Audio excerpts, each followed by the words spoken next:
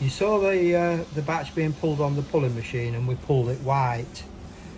And before we did that, on the coal table, we coloured a little bit red. And what we're going to do, we're going to make some humbugs, and we're going to put some red stripes on them.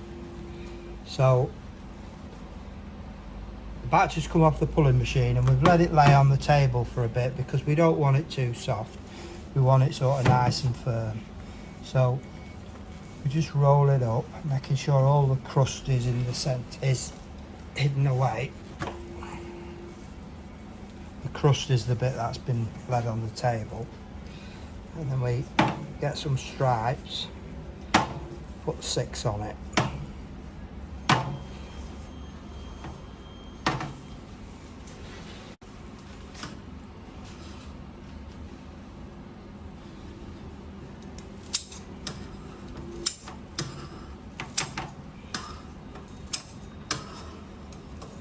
Six stripes, they can be any colour, mixed colours, whatever tickles your fancy.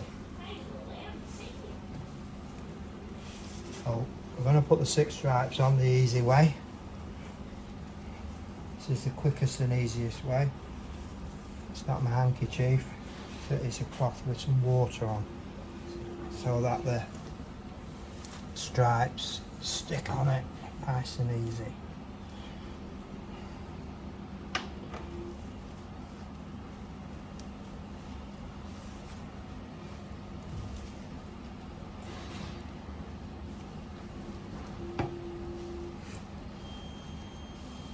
Space them out as equally as you can.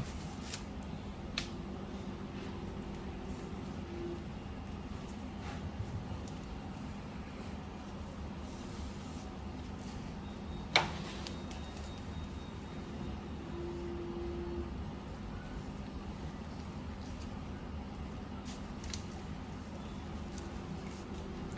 bit of chill on that one. Oh, you'll let me off.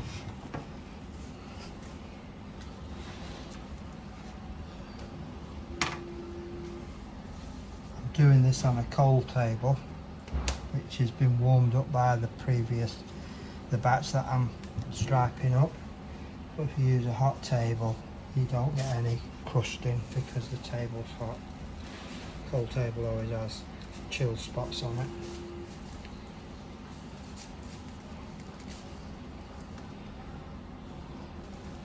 This is the easiest way to do the striping, but it's not the most professional way. But for learners, it's the best way to start.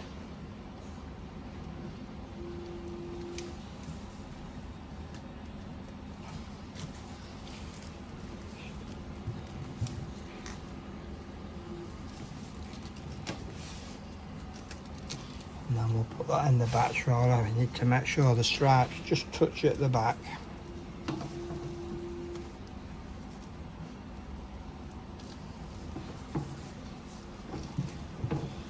Put that in the batch roller. So we put that in the batch roller now, and we just let that roll for a few minutes. It will, the heat of the batch roller also to bring all the outside casing all to the same consistency, the stripes and the white, and then we can put it through the rope sizer, which will then go through the Humbug machine, which we've taken the top off so you can see the cutting blades in that. And then we're going down the chute and we're going onto a cold table, and we've got a fan on the top which will harden the sweets up pretty quickly.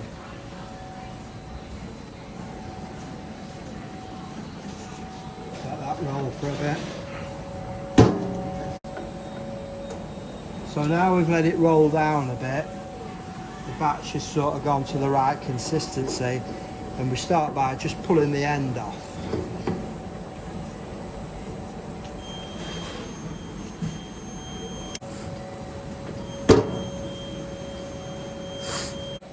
Right, so we've let the batch roll for a bit. I've just taken a little bit off the end before, but you'll end up with it like this.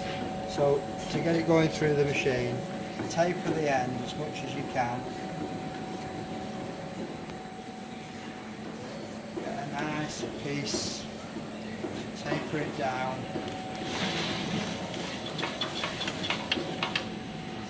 Make sure you turn your machines on or else you get nowhere. Let it go through.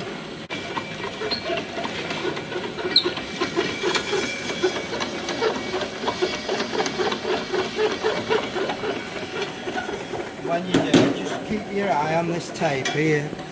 You don't want any,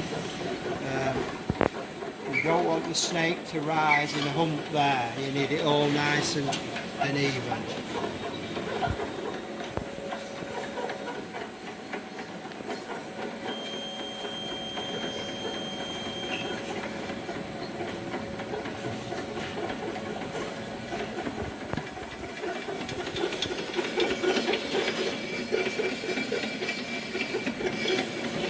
Taken the guard off the machine so you can see how it operates, but there is a guard that goes on it, and we do have the guard switches there, so if you lift the guard up while it's running, it will turn off.